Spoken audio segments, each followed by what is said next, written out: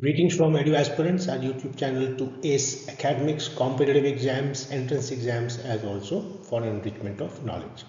In the series of our videos on India, chapter 21, let us see what we have for you in the third video on law and justice. Subordinate courts. The structure and functions of subordinate courts are more or less uniform throughout the country, and designations of courts signify their functions. These courts deal with all disputes of civil or criminal nature as per the powers conferred on them. These courts follow two important codes prescribing procedures, that is, the Code of Civil Procedure 1908 and the Code of Criminal Procedure CRPC 1973, and further strengthened by state level amendments.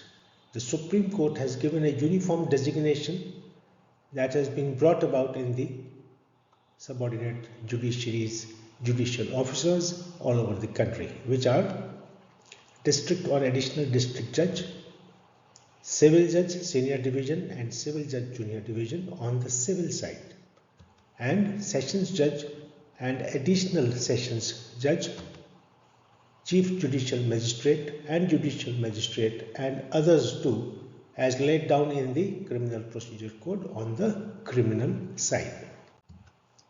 Access to justice for the marginalized.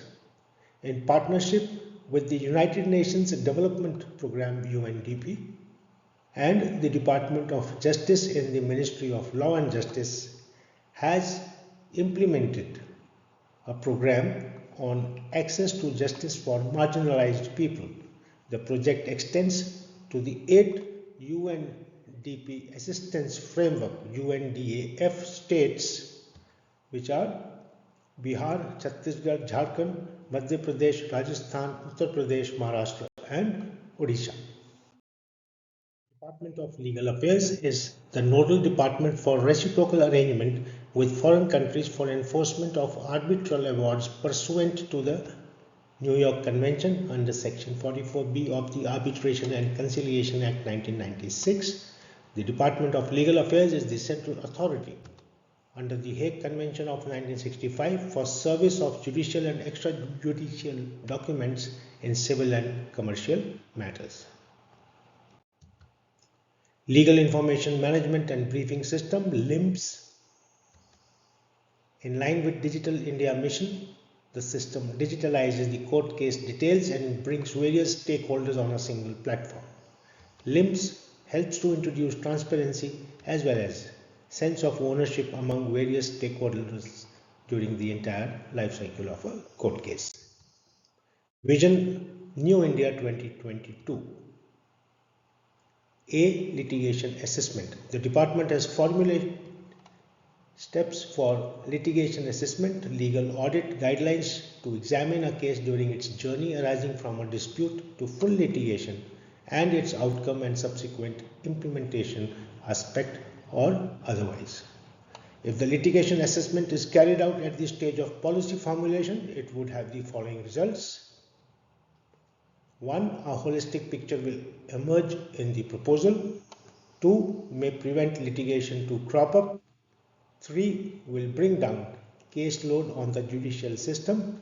And 4. Reduce consequent burden on the public exchequer. B. National Litigation Policy. The draft National Litigation Policy 2017 proposes to put in place a system which prevents, controls and reduces litigation. C. Institutionalization of Arbitration. The Honorable Justice Shri B.N. Krishna Committee under Department of Legal Affairs has reviewed institutionalization of arbitration mechanism in India because delay in legal procedure and timely disposal of investment related cases application lead to international arbitration involving huge expenditure. D. Reforms in legal profession. Reforms regarding objection on the matter of allowing legal practice in India by foreign lawyers and law firms inter alia on the ground of procedural hurdles faced by Indian lawyers in case they want to practice in foreign countries. E. The Appellate Tribunal for Foreign Exchange was established under Section 18 of Foreign Exchange Management Act FEMA 1999. Under Section 19 of FEMA, the central government or any person aggrieved by an order made by special director, appeals, or made by an adjudicating authority other than referred to in subsection 1 of Section 17 may prefer an appeal to the Appellate Tribunal that may be filed within 45 days from the date of receiving the order by them.